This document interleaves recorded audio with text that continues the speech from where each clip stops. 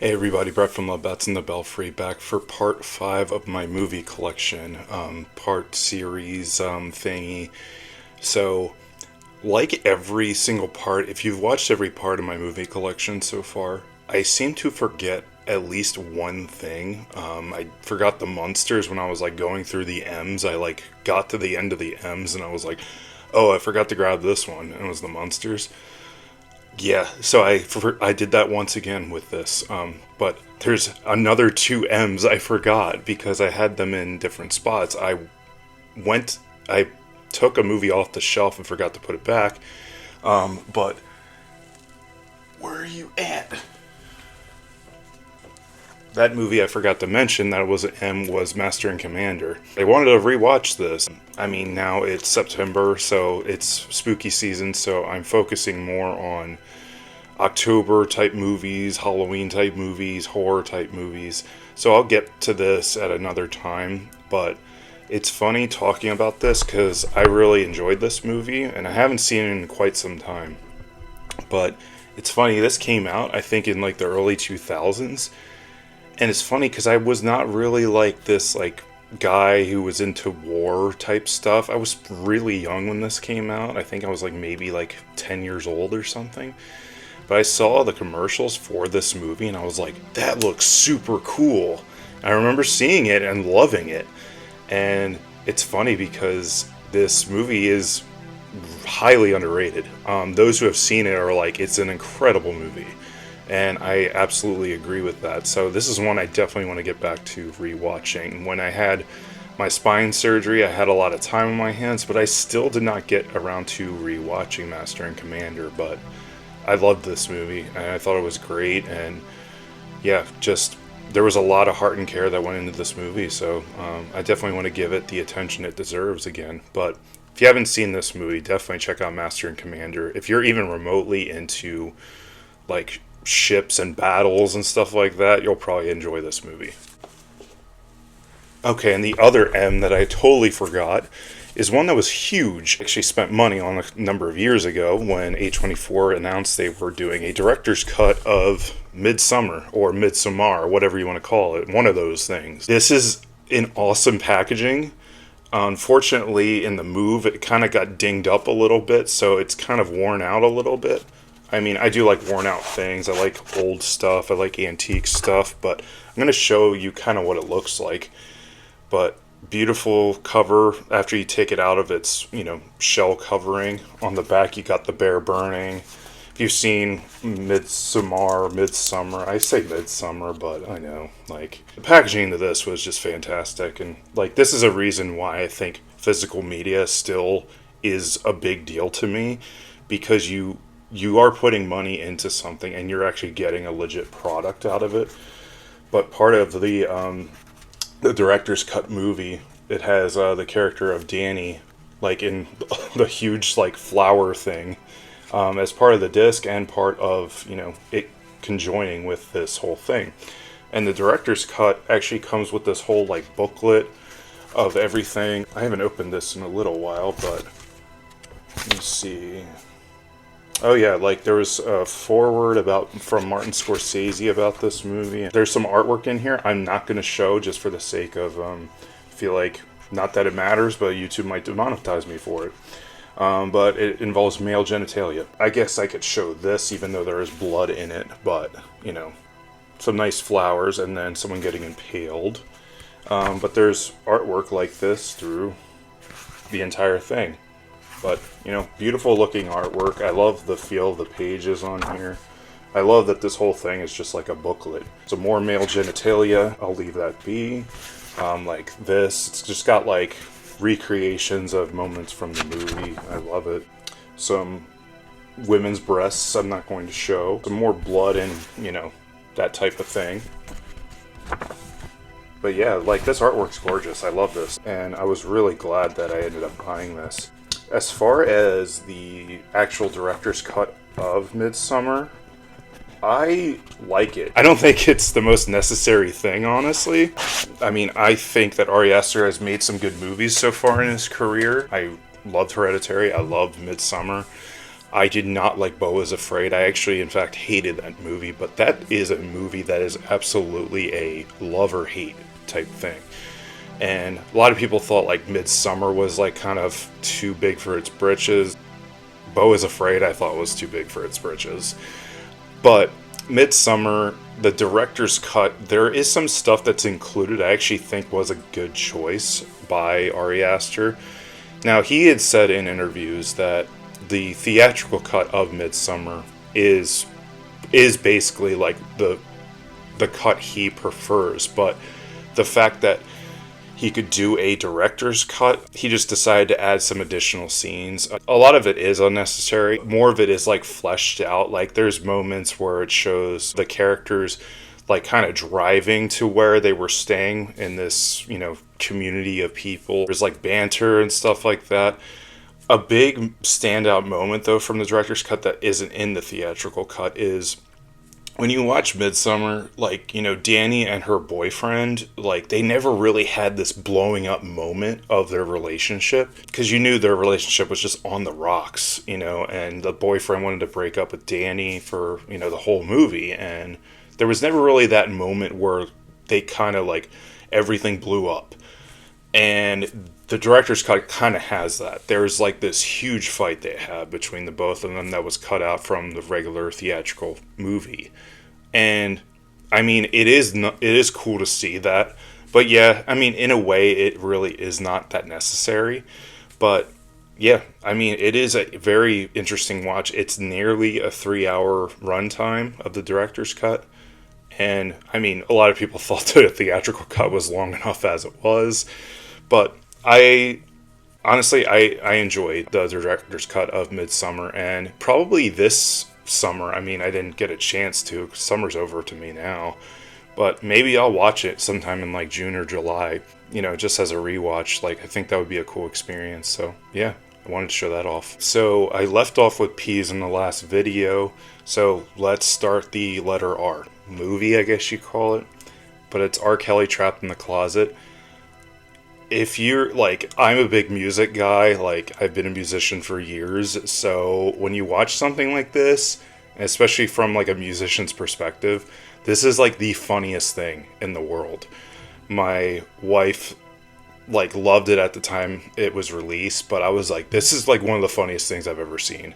It's one of those like constant, just plot twist after plot twist after plot twist, like for the sake of swerving and everything. I was like, I feel like I'm watching like wrestling at WCW in the 2000s, where it's like nothing makes sense here, but okay, let's just go with it, I guess. It's really funny, and maybe I'll give time to watch the rest of it. This is chapters 13 to 22. I think we had the other part of it, but yeah, this was absolutely hilarious. Yeah, it's an experience. I'm going to show these three off because it's a part of a series, and that is the Reanimator series. Reanimator, Bride of Reanimator, and Beyond Reanimator. Reanimator is pretty much one of my favorite horror movies ever made.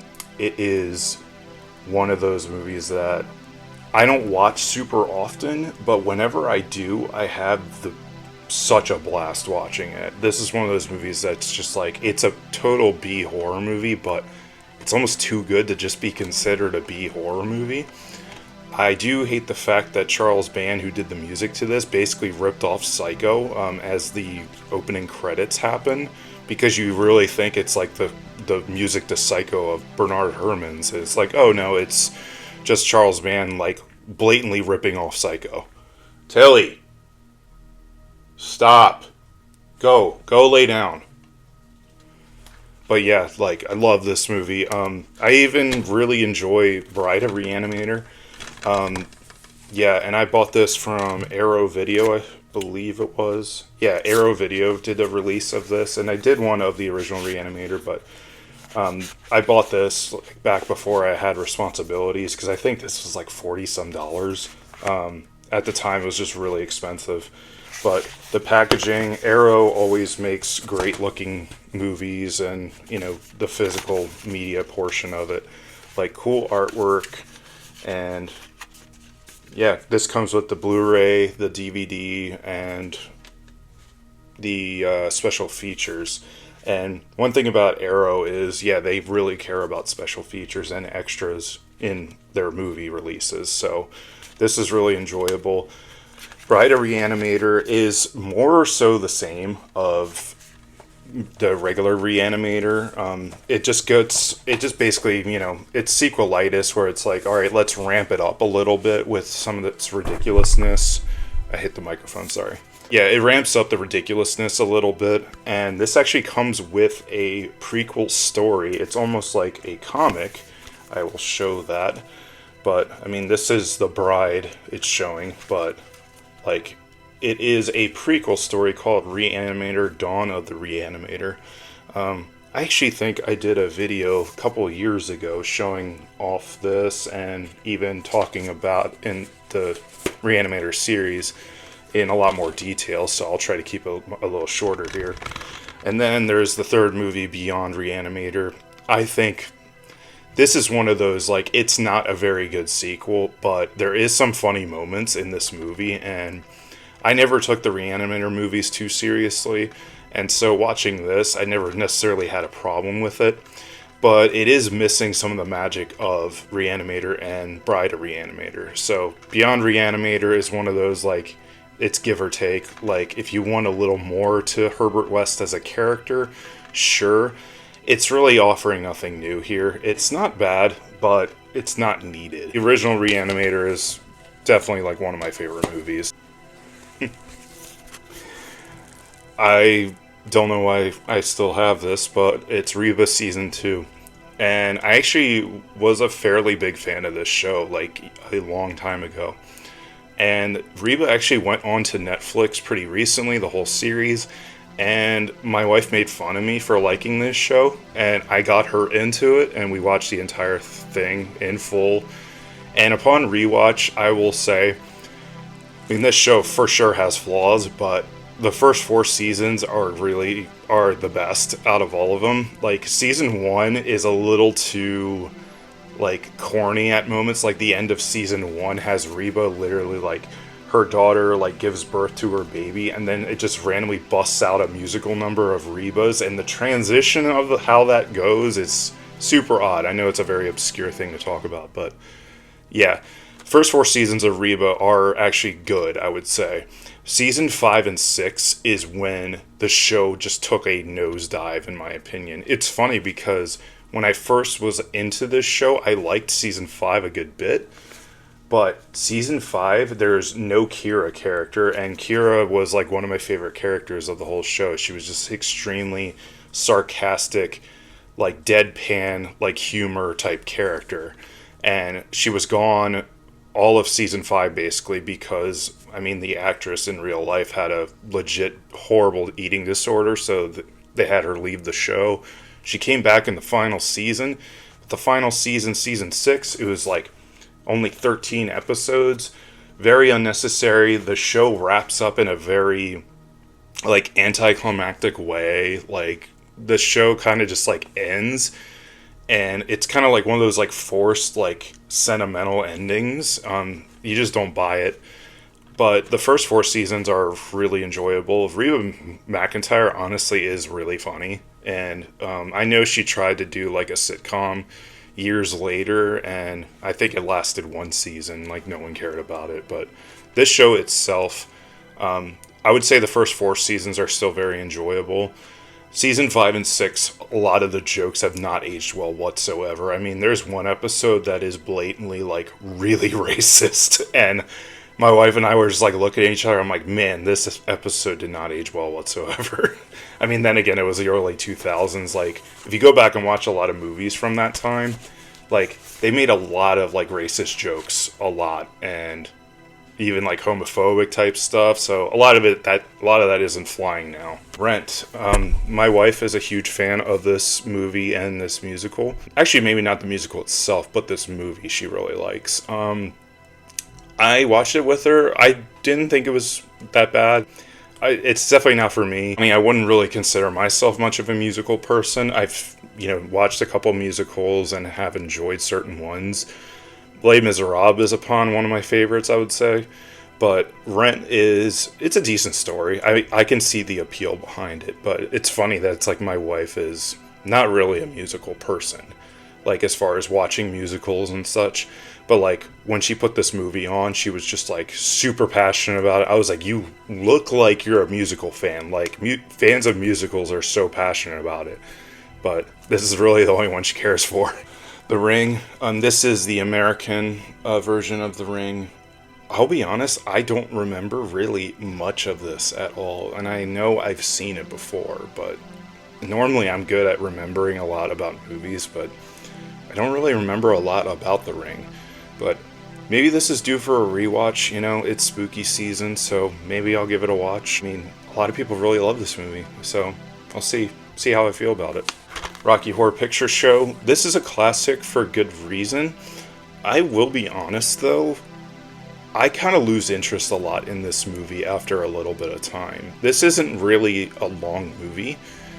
I would say, though, up to the point where Meatloaf, who plays the character of Eddie, like once Dr. Frankenfurter, like kills Eddie, is kind of where I lose a lot of interest in this movie. I get it, the music is pretty great. I, in fact, like a lot of the music in this movie, but once it hits that, like, Frankenfurter kills Eddie, I pretty much lose interest. And even at the point of like after Sweet Transvestite finishes as a song, I'm kind of like, I feel like the movie kind of takes a nosedive. I'm gonna piss off a lot of fans by saying that. I get the appeal of this movie, but I had to be honest with myself. It's like I get people's enjoyment out of this, but it was one of those like. Last time I watched it, I was like, I don't really like have a lot of interest in this movie at a certain point, and I don't really care how it resolves. But I mean, there are solid numbers of songs throughout this movie. I think Tim Curry became a star obviously from this film. Other than that, though, I don't have a whole lot of interest in like rewatching this. I mean, I just don't think it's for me, honestly. But yeah, I mean, I have no problem with people who say they love this film, because I get the hype behind it. The Rundown. The Rock is famous for playing himself in everything. This is one of the few movies with Dwayne The Rock Johnson. Like, I will say, this is a pretty solid action movie with The Rock in it. And me being a big wrestling fan, I do love The Rock. I grew up like idolizing The Rock as a wrestler. And, seeing this was like one of his first movies when he first was like kind of left wrestling full time and wanted to start being in movies. This is one of the good ones. This is a really solid action movie. Him, Sean William Scott, Christopher Walken plays a great villain in this movie. And yeah, I mean, if you've seen this channel, I'm not a huge action guy, really, at this point in my life. But, like, the few action movies I see, sometimes it's like, you see a decent one, like, I kind of give it praise if it, like, holds my attention and it's not overstimulating or jarring to me. This is a good action movie. Salem's Lot. I have not read the Stephen King story. I have not seen this movie. I even have this on VHS, and I have yet to watch it. Don't kill me. It's spooky season, though, so maybe if I'm feeling this, I'll put it on. I will probably watch this on VHS first before I watch it on DVD, though. And a lot of people love this. It was directed by Tobe Hooper and, Mr. Texas Chainsaw Massacre, so I know I'm in for at least something half decent, and I love the look of the vampire on this. I will say, because a lot of people talk about Midnight Mass as a show, that's one of my favorite things I've probably seen out as of recent memory. And a lot of people are like, Midnight Mass is so much like Salem's Lot. And so it would be cool to like have that comparison. But yeah, I'll just plug Midnight Mass here. I love that show, and it's such a heavy show, but like I've yet to see something like recently that like really moved me the way Midnight Mass did. So yeah, maybe I will check this out this spooky season. The Sandlot. I have never seen this movie. I mean, This is my wife's. I think we bought it from Goodwill, but as you can see, this is still wrapped in plastic and it was sold at Goodwill. I don't know. It's never appealed to me. Like, baseball, honestly, has never really appealed to me. So that's probably why I haven't watched it. So that's just me being honest. Satan's Little Helper. I mentioned that because I actually had like a 3-pack movie set that came with Satan's Little Helper. But I saw that this was getting a special Blu-ray release. And so I was like, all right, I'm just going to buy it on Blu-ray. And this is this movie is highly offensive. If you're easily offended, this movie is definitely not for you. There's some definite early 2000s humor in this. I love that one of the main characters is Catherine Winnick, and if you know anything about her, she went to play Lagatha in the series Vikings, and so it's so funny, like, in contrast, you see her in Vikings being a total badass, and then you see her in this movie, and you're like, how? It's so mind-boggling, like, seeing that, but I love this movie. This movie's fun. This is definitely a good October movie if you're into like B horror, or just like really terrible, trashy movies. You'll enjoy this, and I enjoy this. I'm quite surprised my wife enjoys this movie because just its humor and everything is like really offensive and stuff. But yeah, my wife actually met the director of this movie when we went to Mahoning Drive-In Theater. He was doing a signing, and his one movie, Remote Control, was being played. And there's actually a video on this channel all about us going to Mahoning Drive-In and seeing that movie, and then me coming to the realization that Jeff Lieberman, director of Remote Control and Satan's Little Helper, was just like in front of this table signing posters and stuff. So my wife kind of lost her mind when she realized that. Santa Slay, Bill Goldberg being a wrestler. I'll be honest, I love this movie. This is another one of those holiday horror movies. I did a holiday horror episode on this. It was my first episode talking about holiday horror movies, and this is another one of those early 2000s, pretty offensive humor, and I have a blast with this movie. Honestly, I don't know how Bill Goldberg went from being a wrestler to starring in this movie to not being offered like action movie roles, because he plays a killer Santa Claus in this movie, and the way like he does his kills, you're just like, this dude needs to be in an action movie. And I have not yet really seen him be in any action movies, because the kills are pretty badass in this movie, and he plays a fun killer Santa Claus. He's really charismatic in this. And if you're familiar with the wrestling world, a lot of people big wrestling fans tend to have beef with Bill Goldberg because he just didn't know how to really wrestle. That's a conversation for another day, though. But this is a fun movie. I'll definitely be watching this Christmas season. Alright, so I got the Saw movie collection here. This comes with every Saw movie except Spiral from the Book of Saw. I mean, I don't really care to own that, if I'm being honest, because that was probably my least favorite Saw movie out of the whole series. But even just Jigsaw I wasn't crazy about either. But the Saw series has like a special place in my heart, because this was one of especially the first Saw movie was one of those movies that almost got me into horror movies, because I grew up with an older sister who loved early 2000s horror stuff.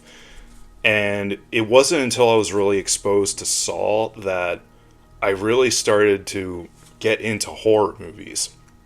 And so I was fairly young, and it wasn't until like close to high school that I was starting to get into horror stuff. I used to be a huge scaredy cat, fun fact.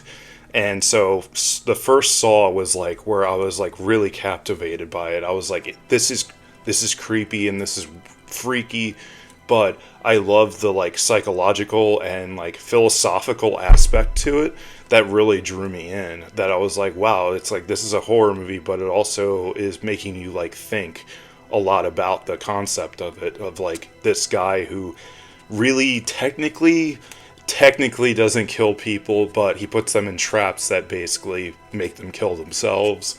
And I thought that was fascinating. So I enjoy all the Saw movies to some extent. at least up until Jigsaw. Honestly, Saw the Final Chapter, or when it was released, was Saw 3D when I was like a senior in high school. When that movie came out, the movie itself isn't that great, but the way they like wrapped up the series at that point in time, I thought was the perfect ending to this movie franchise. And then, of course, they ended up doing Jigsaw later, but I thought Saw the Final Chapter was, the perfect end to this movie franchise. And yeah, Jigsaw came out, didn't really care for it all that much. Spiral from the Book of Saw, didn't really care for it too much, but when this year, was it this year or last year? I think it was last year. Yeah, 2023. When Saw X came out, or Socks, or Saw 10 came out, and a lot of people were really raving about this, and they're like, yeah, it takes place between Saw 1 and 2, and, if you can get past okay, obviously these characters look a lot older than, the earlier Saw movies, but yet it's supposed to take place before a lot of the other Saw movies. If you can get past that, which I could, it's like, I get it, people age, I age, I feel like I look a good bit of difference from like me 4 years ago, so, yeah, but I thought this was a great and like very reinvigorating installment to the franchise. I was like, wow, they actually did something that was really refreshing to the Saw series. Because they kind of like made John, or Jigsaw, kind of the protagonist of this movie, and you kind of were rooting for John, which is weird because in hindsight, the rest of the Saw series, you're like, this guy still is a pretty terrible person. But you find yourself rooting for him in this movie because they brought someone else along who is borderline almost worse than John Kramer. And I was going to say, especially, like, I started watching, like, the making of this, and, like, with all the interviews of everybody, like, everyone was so passionate about this project, and I love that for it. And I think that's what really came through with this movie. And so, high praise to Saw X. Yeah, I thought it was a great installment and very refreshing. I know they're going to make more, of course, because this was pretty successful. So, but yeah, the Saw series always had a soft place in my heart, even though a lot of people were like, oh, it's just torture porn movies. But, I still enjoy them. Sci-fi feature classics, I bought this like for, I think, $2 when I worked at FYE 10 years ago. I really took advantage of that employee discount. I have not watched any of these, but it had Mothra on it, and yeah, I'll say something happened to me that involved a moth that kind of shaped who I was for quite a while. If you're interested, comment below, and maybe I'll tell you the story in another video. Scream series, Scream 1, 2, and 3. I have Scream 1, 2, and 3 on VHS as well. What I will say about the Scream franchise, I don't care about it anymore. Once I saw Scream 5, or they decided to call it Scream, even though it wasn't a reboot in 2022 when that came out, that was the nail in the coffin for me for the series. I've never been a big Scream fan to begin with anyways. Like, I like Scream 1 and 2, and that's about where it ends for me. Most people will say Scream 3 was among one of the weaker movies in the franchise. Yeah, I would agree to some extent. At least with Scream 3, things kind of come to a close with at least the Scream, first 3 movies as a trilogy. Like, Scream 3 at least closes out the series, basically. And then they brought Scream 4 along much later. Scream 4, some people like a lot. I don't care for Scream 4. And then once Scream 5 came out, I'm like, I don't give a shit about this series at all. Like, I mean, the series charm, like, was worn out by Scream 3. So, yeah, like, people said Scream 6 was really good. I was like, I don't care. Moving on, Serial Mom. This is a fun movie. I enjoyed the heck out of myself watching this movie. And John Waters is a very interesting filmmaker and a very interesting guy. I think this is probably one of his more accessible movies, dare I say, because I don't think a lot of his stuff is very accessible, honestly. But Serial Mom was really funny. What's her name? Kathleen Turner is really funny in this movie. And then we have arguably one of the most disturbing movies ever made, a Serbian film. I have not seen this in quite some time. I've only watched it once.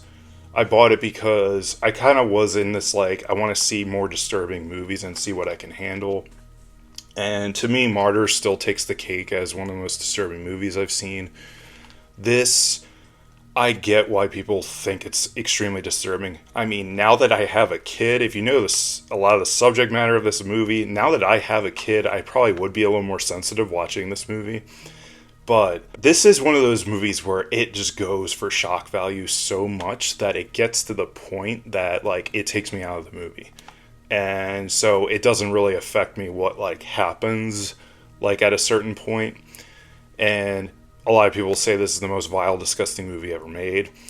And I kind of understand where you're coming from if you're saying that.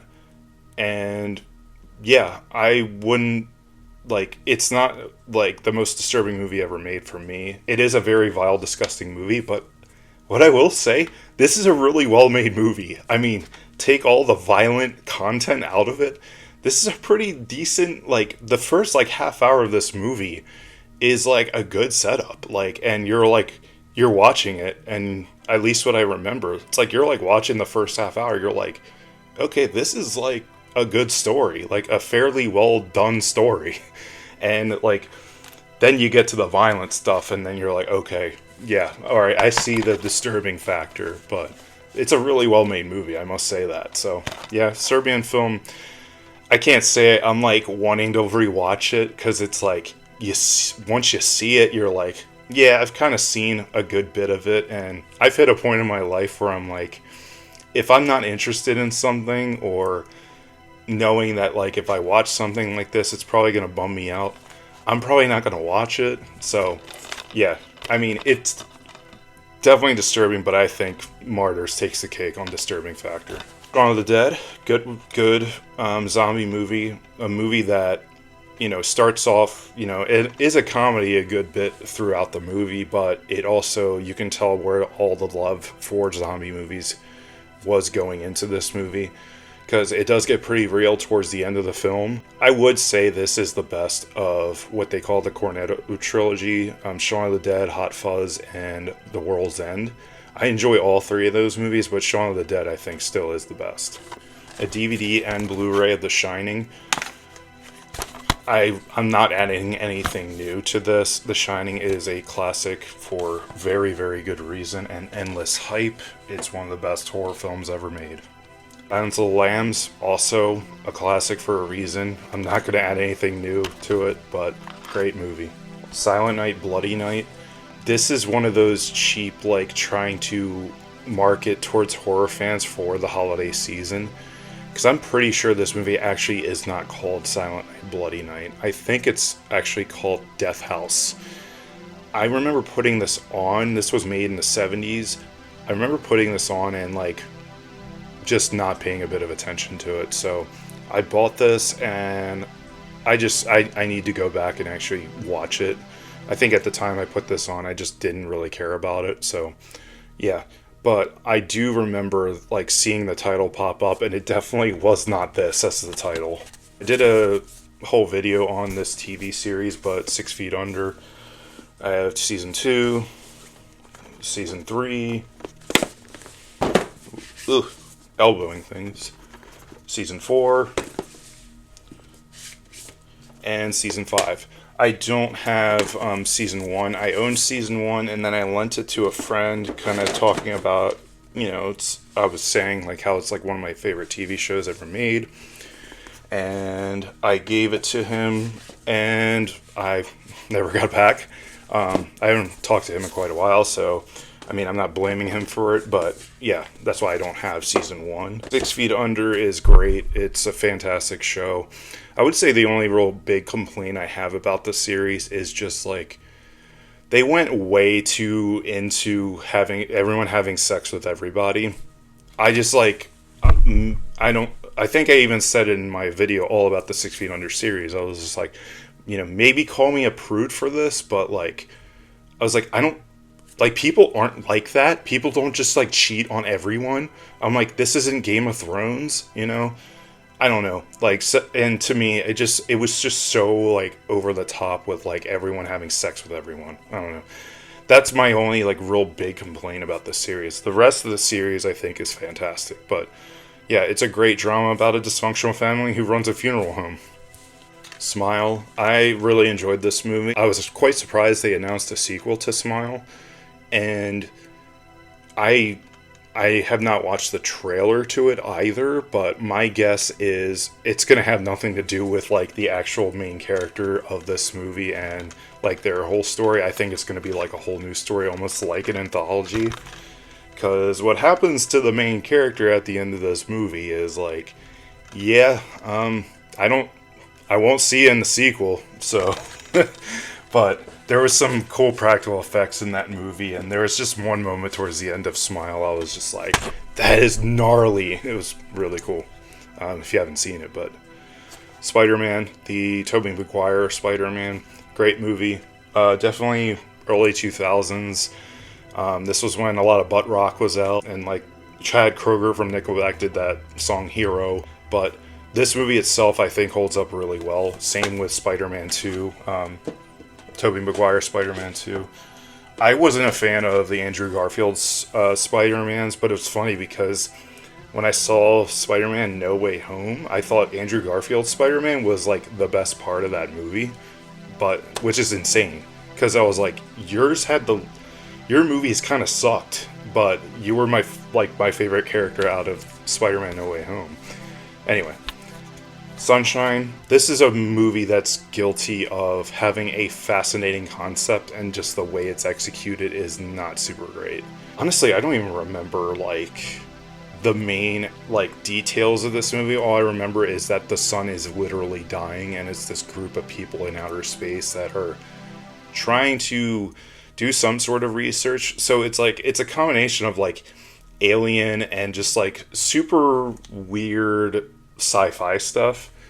And I mean, I think it's the same person who did 28 Days Later, because yeah, it has Cillian Murphy, it has like Chris Evans, it has like a good cast in this. But yeah, it's one of those like, it's fascinating concept, but execution wise it's not the greatest. Greatest. Suspiria, the original Suspiria from Dario Argento. I think this is one of the best looking horror movies probably ever, in my opinion. I think that Dario Argento, this is top tier for him, and I think he made one of the most beautiful looking horror movies despite it being like so, horrific. Like he really knocked it out of the park with the cinematography on this movie. And I don't say it often, but even the Suspiria remake was great for a different reason. It's like if you want just cool atmosphere and like a beautifully shot movie, watch this one.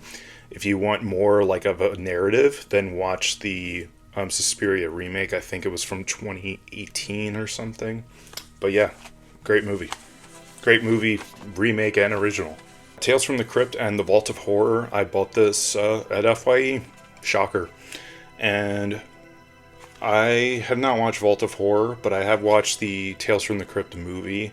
The Crypt Keeper is a lot different looking than from the TV show. The Crypt Keeper just kind of wears like this monk robe with his hood up, and he's not super memorable. Like the Crypt Keeper from the TV show, obviously, is an icon. So, when you measure that up to just a guy in a robe, skeleton guy who laughs creepily is going to win. Right, so I can't pick all these up at once, but Tales from the Crypt Season 1, Season 2. Actually, I'm just going to put them back slowly. Season 3, Season 4, Season 5, Season 6, and Season 7. Tales from the Crypt is a classic television show for good reason. I mean, you will, if you watch Tales from the Crypt, and only watch like a handful of episodes, because it is an anthology series and each episode is introduced by the Crypt Keeper, and the show exits out with the Crypt Keeper as well, but each story is vastly different. The reason it is a classic TV show because the classic episodes are really, really good. There is some ones that are way better than others.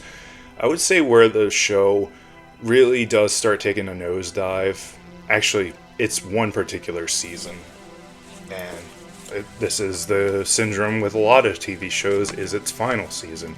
Season 7 of Tales from the Crypt is really not that great. They moved the production from, I forget where in the US, but they moved it to London. And they actually wrote that into the Crypt Keeper. Like, him moving to London and talking about that. I remember, like, in the first episode of the season.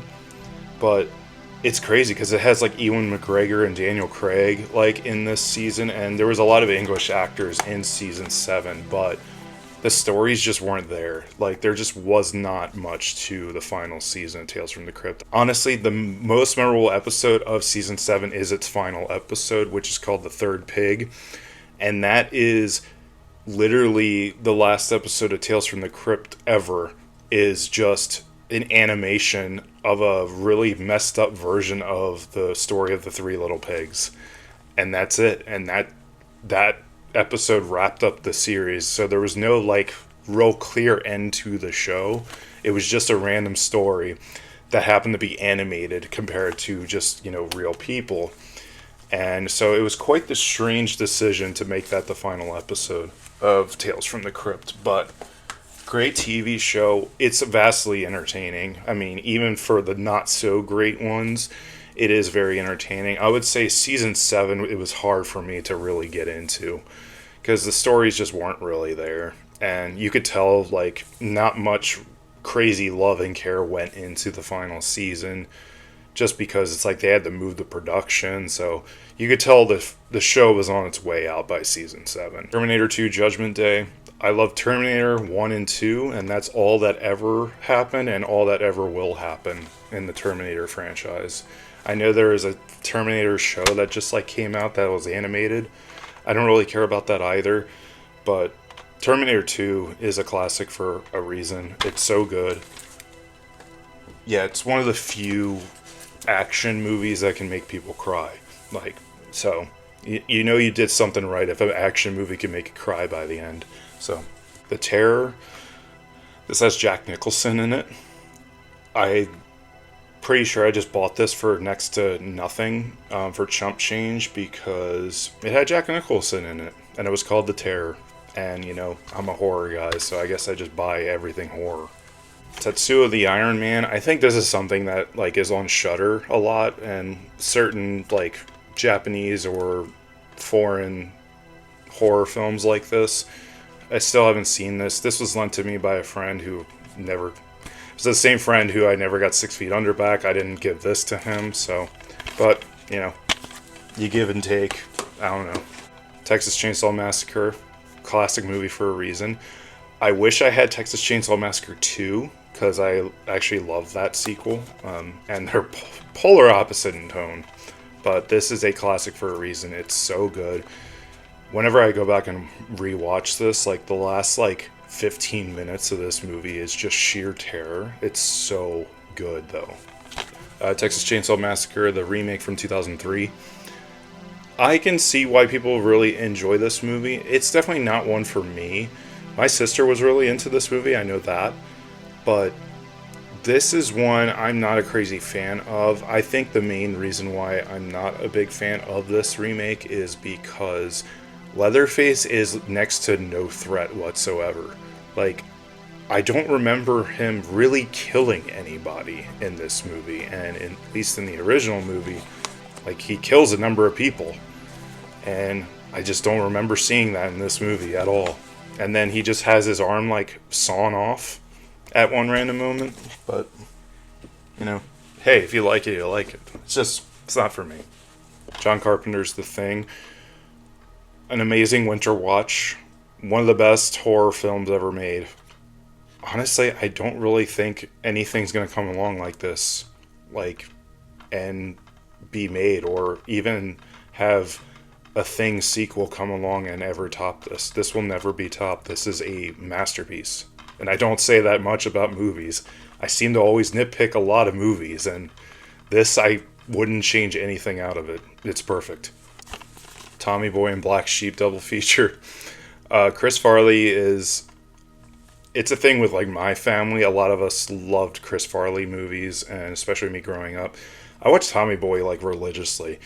And if that movie ever comes on, look out, because I will be quoting the entire movie word for word. I'm pretty sure, like, I have not watched Tommy Boy in quite some time, but if that movie pops on, I'm quoting the entire thing. Just for warning. Top Gun. I do want to get a copy of Top Gun Maverick. Top Gun Maverick is the exception to the rule of a sequel like 40 some years later that borderline arguably surpasses the original. But the original is also still, to me, as far as like from a critical standpoint, not the best movie, but very quotable movie, really fun movie. And yeah, Top Gun Maverick, it's funny, like Top Gun Maverick made a believer out of my wife. My wife watched this with me and she was like, I don't get it. I don't get it.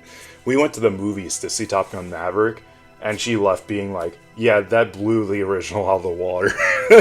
And so, yeah, I mean, that's to say something. That's like how good Top Gun Maverick is. Hour of Terror, I remember putting this on. I don't remember really much about it at all.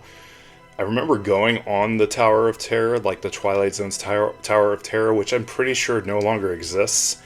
And I remember that ride very vividly because it was one of those rides when I was a kid that, like, you know, you had those handlebars to hold on to, but the handlebars were so big you couldn't actually grip your hands on it. And this is a random anecdote, but yeah, I remember my butt lifted like way off the seat when we dropped, that I literally thought I was about to let go of the pole and like just be dead. Like I thought I was dying that day. So that's my random anecdote out of Tower of Terror, the movie. Don't remember watching this really. Trick or Treat. Sam's a horror icon. I'm quite shocked they still have not made a sequel to this, and I know there's been like rumors pop up here and there that they might make a sequel, but I mean, I just saw Beetlejuice. I wasn't a fan, so you know what? I'm okay without a sequel to Trick or Treat. This is a classic for a reason, and you know, of course, Beetlejuice, it takes nothing away from the original, but you know, seeing that left a bad taste in my mouth, so I'm like, you know what? Maybe it's good we're not getting a sequel to this movie. We'll see. We'll see what happens. Troll 2. Most people would say this is the best, worst movie ever made. I would agree to that statement. This is a ridiculously entertaining film. Most people have talked about it very extensively, better than I probably ever would. It's worth your time. It's so much fun. It's one of the, everything about it is just perfect. True Detective Season 1. This is the only season of this TV show that exists. I don't care about anything that comes after and anything that's been released up to this point except Season 1. When you have a TV show that comes out that's one season, that this whole story wraps up in that season, and you have such a masterpiece of a season of television, you know, they want to capitalize on it, of course, but why would you? Because this is perfect. This is one of my favorite seasons of television, maybe ever. I mean, I'm putting it up on such a pedestal, but it really is amazing. And those who have seen it, like most people who have seen season 1 of True Detective, will say that, yeah, it's great. Like, even if they don't think it's a masterpiece, they're like, you can't deny it's such a well-made TV show. At least season 1 is. Season 2, 3, 4, who? The Twilight Zone. I randomly bought this because I found this DVD randomly at a shop. I forget where, but this has a couple of episodes of The Twilight Zone on it. It's just 4 random ones, really. This has Long Distance Call, I Sing the Body Electric, The Lonely, which is an episode I really like, and then Probe 7 Over and Out. I haven't seen Probe 7 Over and Out, or actually the first 2 episodes I haven't seen either that are on this. But there's a lot of Twilight Zone episodes, and it seems like that anytime I do a video on a Twilight Zone episode, that's what gets the most views on this channel. It's probably just because my one most popular video is my top 10 Twilight Zone episodes, but I love this TV show, but I don't want to talk about the Twilight Zone just constantly on this channel. Actually, might as well grab both of them. Twin Peaks: The Entire Mystery and Twin Peaks: The Return. The Twin Peaks is one of my favorite television shows ever. A lot of people who watched the original run of Twin Peaks and then went to watch The Return, a lot of people hated The Return. What I loved about it, though, is that, you know, a lot of people feed off of nostalgia bringing old series or movies back. And this really didn't feed off of nostalgia almost whatsoever. Maybe a very tiny fraction of a bit. But you see old characters and they're not the same people that you really know from the original television show. And what I loved about The Return is a lot of people were expecting all these questions to be answered. Nothing really gets answered, and that's what I love about it. That's why people talk about Twin Peaks still to this day, is because, yeah, David Lynch didn't want anyone to know who killed Laura Palmer. That was the whole point of the TV show, was this overshrouding mystery. And while you could have had these subplots get wrapped up, the whole overarching question wasn't going to be answered. And that's what led to the original run of Twin Peaks, what led to its downfall, because everyone wanted an answer. And then once the answer was given, people didn't care about the show anymore, and then it got canceled. And so once they reveal Laura Palmer's killer in the middle of season 2, there is a big rough patch in the middle of season 2 of Twin Peaks that, like, I mean, eventually they started building the show back up again with some really cool plot lines, but man, it really suffered once they had solved, like, the main mystery of the show. But The Return, when they brought it back, David Lynch really restored the show to how it was supposed to be. And I mean, even to this day, the ending of this is terrifying. And episode 8, most people are like, episode 8 is like, I feel like I went to another world and, like, nothing makes sense anymore. And then especially the last episode of this and its ending, it just, like, it stuck with me. Like, when I first watched that, I think I got chills, like, watching something for the first time in a long time. V for Vendetta. I think this is a solid comic book movie. And this is one that I don't watch super often, but I always think about. And this is one of those, yeah, it's just a great, like, revenge tale. And a really good comic book way to talk about, like, how government, like, really sucks. And how, you know, people, you know, I can't say it any better. It's like people shouldn't be afraid of their governments. Governments should be afraid of their people. It's just how, I mean, that's exactly how I feel about, you know, the world. Empire Cop.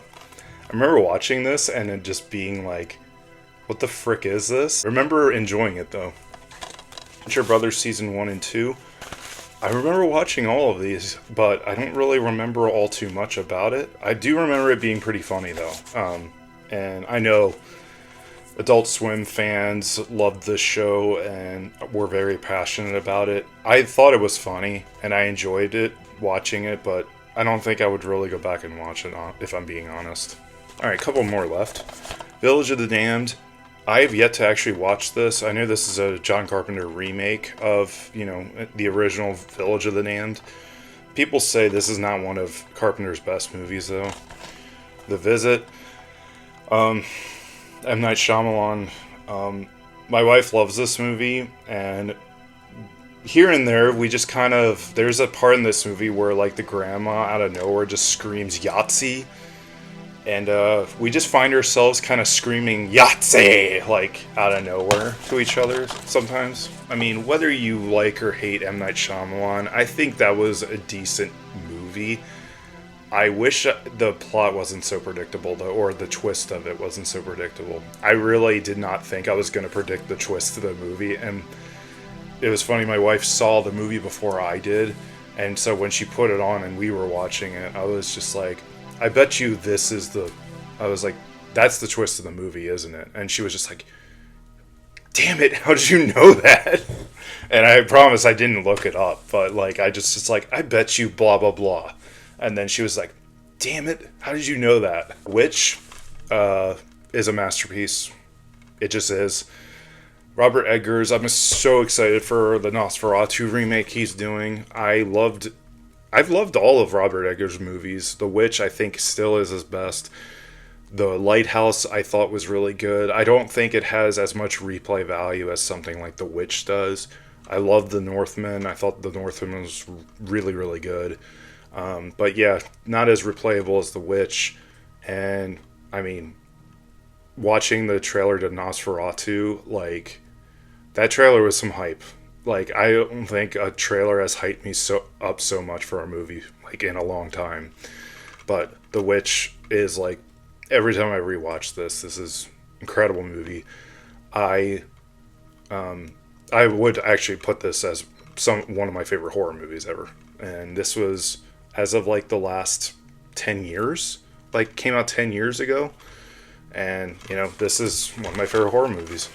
When Good Ghouls Go Bad, this is a fantastic made-for-TV Halloween type film. And yeah, this movie screams fall and Halloween time. Everything is so orange through this whole movie. This has to do with just like, this was kind of like a Beetlejuice Goosebumps type like knockoff almost story, but it works really well and it has enough of its own identity that like I enjoy this movie a good bit. Written by R.L. Stine, so that's why you get a big Goosebumps vibe watching this. You can find this on YouTube for free, and it's a great Halloween movie. And this is one that my wife and I definitely need to watch this spooky season because I always enjoy watching this movie. And this movie is weirdly touching at the end, like as far as like getting to your emotions a little bit. Crap. Why am I like almost crying right now? Like, this is not cool, man. But this is a very enjoyable like family movie. It's appropriate for most kids. But yeah, I enjoy the heck out of this movie. It's a really good movie, and I would say this is a Halloween classic that more people need to know about. I'm just getting these last four because I don't feel like reaching anymore. All right, Whiplash. This is incredible movie. I am a drummer myself. I've played in bands for years and years. I don't think the whole drill sergeant approach to teaching someone to get better is necessarily a thing that's going to actually work. I can buy it in this movie for sure, but if you ask most drummers who have watched this movie, they're like, yeah, like having someone scream and throw things at you is not actually going to make you a better musician. Like, it's just not. But J.K. Simmons' performance is incredible. Miles Teller does a great job as well. And if you are a musician, especially a drummer, there's a lot of shots in the movie you can be like, okay, clearly that's like the stuff he's actually not playing to what you're hearing on the music. But to people who aren't musicians or drummers, they're going to buy it. And like, that's okay. You can't make it perfect. I mean, Miles Teller has said in interviews he actually is a drummer, so it made it easier to film a lot of the footage. But the thing is, and it's like you're not going to match up with like what you're hearing in the music, but I can't complain really because it's like jazz drum, like playing the jazz music, it's really freaking hard. It's probably one of the hardest like type of genres to play to and learn because I'm very much a rock metal drummer. I can't play this crap. The Wizard of Gore. I dropped a movie. The Wizard of Gore. I've only watched this once, but this is lots and lots of gore in this movie, and it's quite an interesting movie. I think those who are very interested in practical effects or like wanted to like do that in movies, this is definitely one to watch for them because this is almost like a Bible or like its own class, like to learn about practical effects. But yeah, I mean, you watch this for the gore. Wrist Cutters. I've never seen this. This is my wife's. This was bought from a Blockbuster. You can still see the sticker on it. But yeah, never seen it. And then finally, Zebra Man. Never seen Zebra Man, but looked interesting. And yeah, I mean, how could you not love somebody that looks like that? Anyway, that's the last movie. I'm finally wrapped up my entire movie collection, at least until I do like an update. Oh, actually, what was it? I bought a movie recently. 'Cause I actually really enjoyed this that came out this year, Lisa Frankenstein. So I was like, it was on Peacock for like a month, I feel like, and then they took it off. And I'm like, you know what? This is what happens with streaming services, so I'm just gonna buy it, and I did, and I'm happy I bought it. This is one of my more in one movie I really enjoyed that came out this year. Yeah, it was. This is like the type of movie that was made for me. It's like it's a silly love story. You have you make your own like boyfriend basically, and I was really glad a movie like this came out at the time it did this year. I feel like from like January up until like maybe April. I mean, granted, when you're a spooky horror guy, you kind of you put yourself kind of in that spirit, or you love Halloween. It's like have that mindset of Halloween is every day, but it's also hard to have that mindset all the time, and especially at least in the physical time of like January to like April. I feel like is when I feel my least spookiest in the year. So the fact that this movie came out in February was really cool. And my birthday's in February, and I like my birthday being in February. Like, I love the winter months, but I definitely feel at my least spookiest when, it's that time of year. So the fact that this came out around like Valentine's Day was so cool to me. So, I don't know, right place, right time. So that's why I'm giving it high praise. I know it's not a perfect movie, but, rarely what is a perfect movie? Unless it's The Thing. Yeah. So that's going to wrap up my movie collection, part 5. This is all of it. Maybe if I do buy more movies, which I don't really do all that often, I only really buy stuff I know I'm going to watch in the future. But maybe I'll do, collection type update videos in the future. But that is all the movies I have right now. But if you made it all the way to the end, thank you very much for watching. I ramble about movies a lot, so I appreciate you tuning in and listening to all my nonsense and shenanigans on movies. So if you enjoyed the video, give me a thumbs up, subscribe to the channel. I'm a very spooky guy. I do a lot of horror reviews. I talk about a lot of spooky stuff. I also talk about random pop culture stuff, and like randomly, I'm a big wrestling fan, so I talk wrestling here and there. Mostly like premium live events that happen every month. So yeah, look out for stuff like that. Look out for more horror reviews, and thank you all very much for watching. I'll see you in a future video. Bye.